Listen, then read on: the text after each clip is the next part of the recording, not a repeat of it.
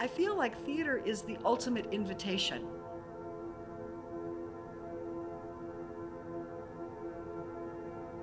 When people walk through the doors of a theater and enter into a space, there's always that feeling of, anticipation.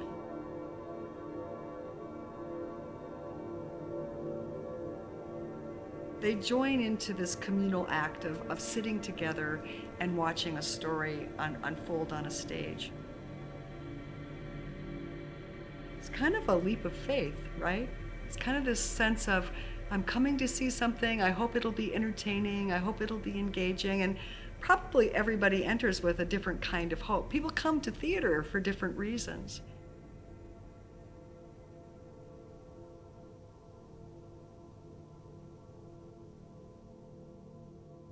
When it comes to building community, I'm not sure there's any more potent tool than theater.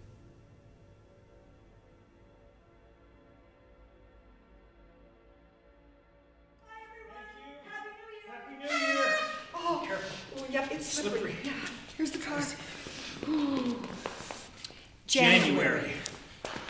So back in 2012, an organization called Memory Care selected, through a competitive process, 3 really beautiful one-act plays that highlight the issues that people face when they're dealing with a dementia diagnosis. It's rush hour. How about we take the ring road? How about a snack? How about a handful of cheeses? Yeah, when you get done shooting the rapids. Okay, we've got a big interchange coming up here. Which way do we go?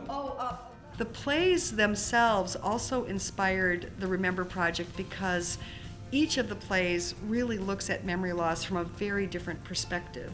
In Steering into the Skid, we see a couple dealing with this diagnosis, and we see them before they really know what's going on. We see these early stages of memory loss, and we see the couple navigating the situation that they're in, and we watch them over the course of a whole year. So much for another Lyle and Libby New Year's Eve party. Oh my gosh.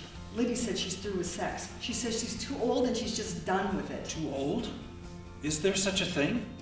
The Remember Project was definitely flexible. We performed in all sorts of venues. There were churches, community centers, a library, hospital boardrooms. Yeah, it was amazing to see the different venues and how it really didn't matter. It worked wherever we went.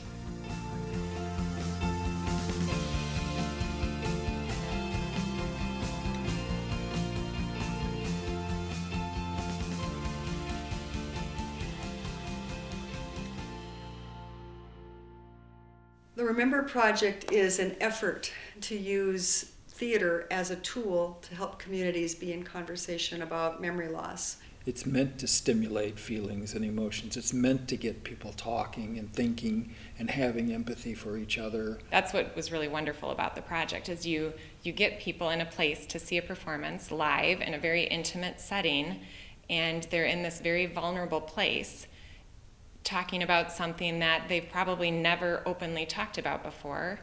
And then you say, okay, now turn to your neighbor and let's have a conversation.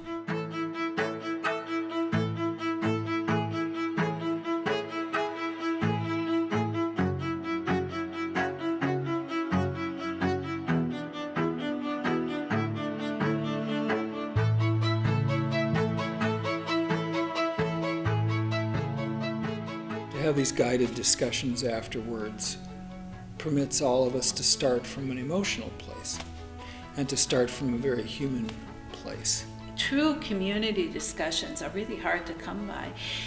And when you add the theater element to that process, I think it just makes it so much more powerful. It's that power of a story to serve as a vehicle for people to talk about difficult topics, because we can talk about the character in the book, or we can talk about the character on stage. You get them to talk and have a conversation about, well, what could a dementia-friendly community look like? What does that mean? What do we have to do to build a dementia-friendly community? So significant, the part afterwards where the community can talk together and from that create new ideas and things that they want to do. and where should we take it from here? It's important because it takes a difficult subject and allows you to ease into a conversation about it and come out more knowledgeable, with greater empathy, with more understanding. And so if the Remember Project can invite people to do that, oh my goodness, it has the power to be hugely transformational.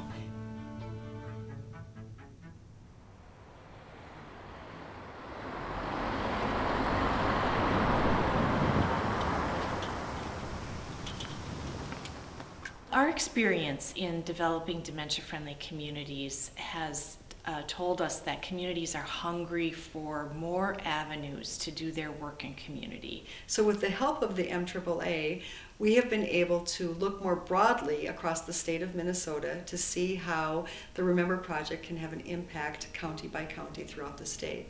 And I think that the Remember Project gives us another opportunity to be with older adults, to be with family caregivers, to be in community. I love that it is taking this message all around the state. Whether we're able to visit a community live with live actors in a live setting, or visit a community virtually where they might be gathering live, or we do everything virtually, we're trying to make sure that we have a high level of access for this project so that every community can have a chance to grow in their capacity to be dementia friendly. There is a hunger for opportunity to talk with other people in our communities. And so making people just more comfortable with this is my community, and people who are having memory issues or mild cognitive issues are living with me. What can I do to help make their journey easy, comfortable, and fulfilling?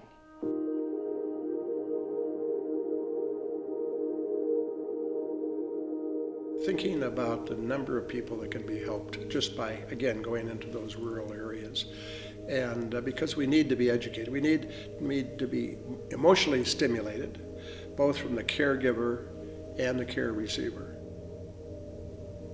There's this thing about, caring and compassion and ways that you connect with people who are having difficult times. Our hope is that the Remember Project comes in from a place of positivity and hope and helps a community have a conversation so that they can build on their own assets and their own unique characteristics. It's about building capacity in the community. It's not kind of coming in and doing this performance and then disappearing, but leaving behind the ability for people to continue the work in one way or another. Because the reality is more and more people from these communities will have dementia.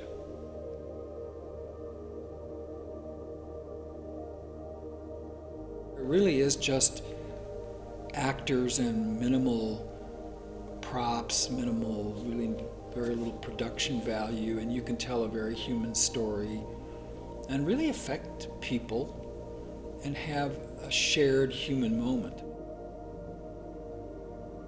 Stories are so powerful in that it puts a living, breathing, complex, complicated person in front of you.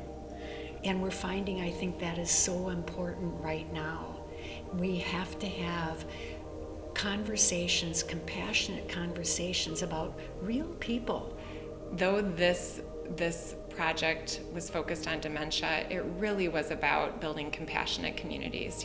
That we've created a space where someone with a diagnosis can stay engaged in their community for as long as possible.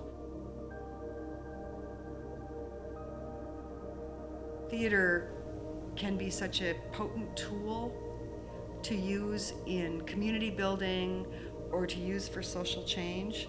And when we do the hard and important work of trying to really hear the perspective of other people and use that conversation as the springboard to do something positive at the local level for positive change, just think about what's possible.